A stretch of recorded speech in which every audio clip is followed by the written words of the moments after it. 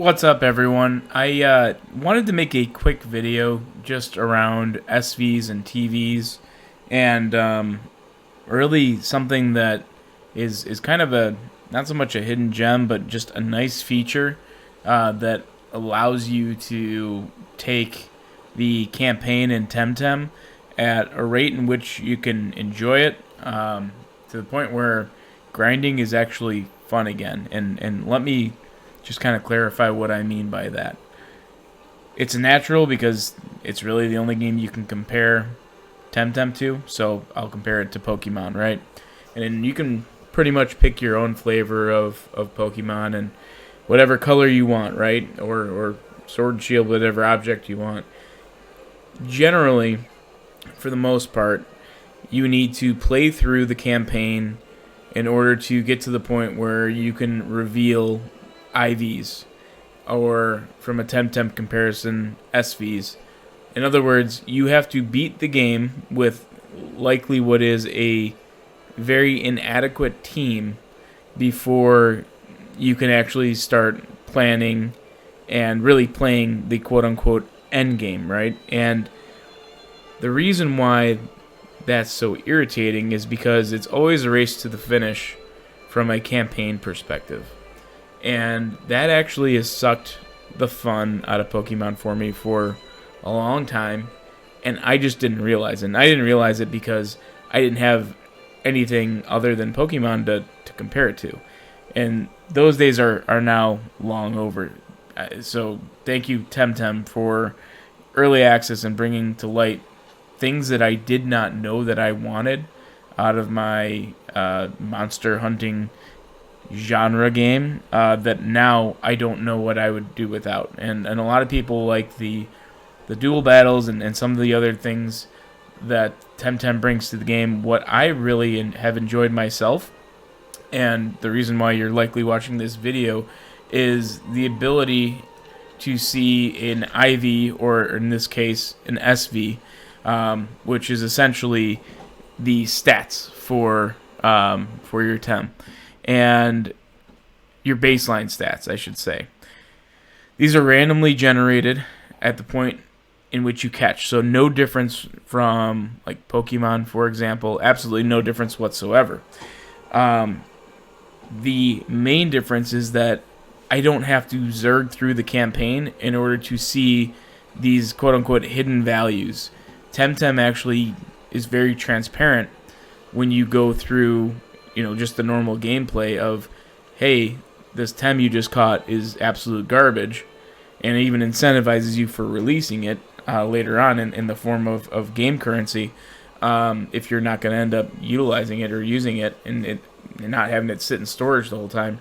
And what it allows you to do is actually, instead of building your team after you've defeated the campaign, you can actually take your time through the campaign and farm for the Temtem that you really want to have on your squad. And I'm just going to use Genki here as an example. And when you look at the baseline stats for Genki, this pretty much has roughly everything that you need. I wanted HP and stamina above 40 because 50 is the max for an SV.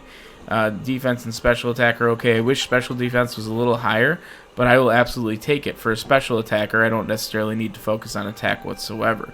So overall, and obviously speed could be better, but there are a total of seven different stats.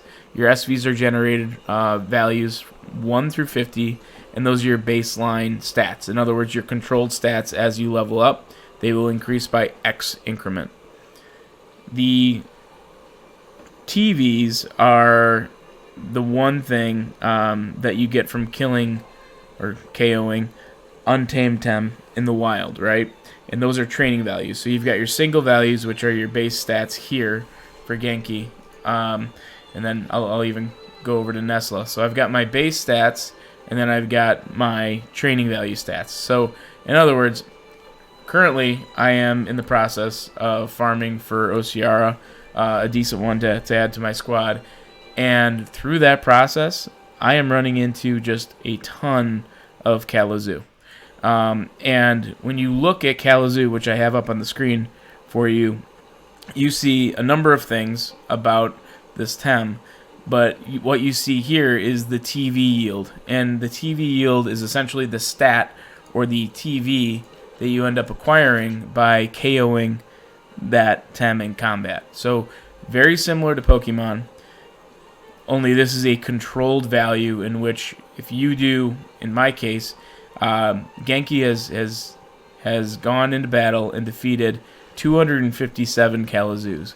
And so my training value for my defensive stat goes up by 1 for every single one of those values, and it maxes out at 500.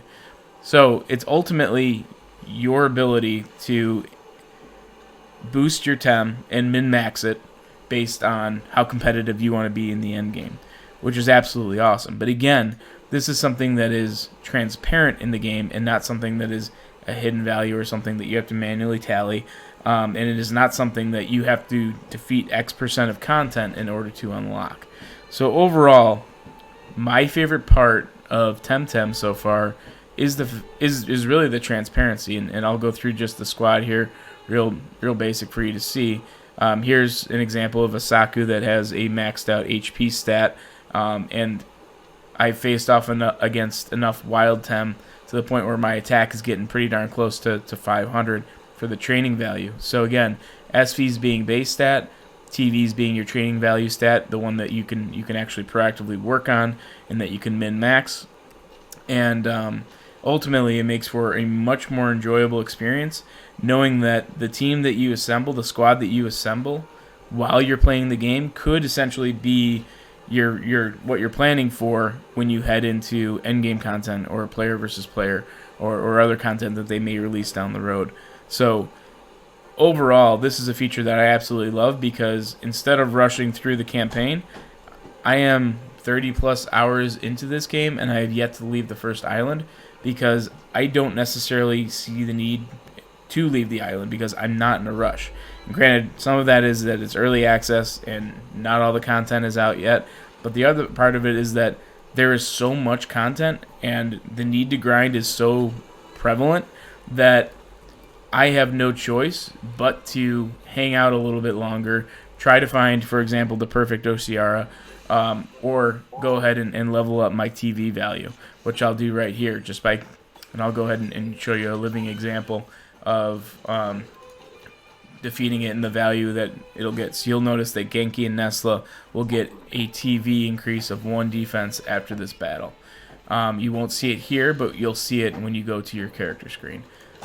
So I went from 257 to 258 in that battle. So if you know where to find the Wild Tem and you know exactly what stat you need to key in on or what stat you want to min-max, it's actually really nice to sit back and actually enjoy the grind. And hey, if you uncover a Luma or if you uncover a perfect Tem in the wild, you end up catching it. You don't have to always catch it, but even if you catch it, you get the TV value that you would if you just KO'd it. So really, really nice feature, something that is nice and transparent right from the get-go and allows you to be very strategic from the start. So something I absolutely have enjoyed so far. So hopefully now it's something that you'll recognize, if you haven't already, as a tremendous value and allowing you to play in your team. So appreciate you guys watching. Catch you next time.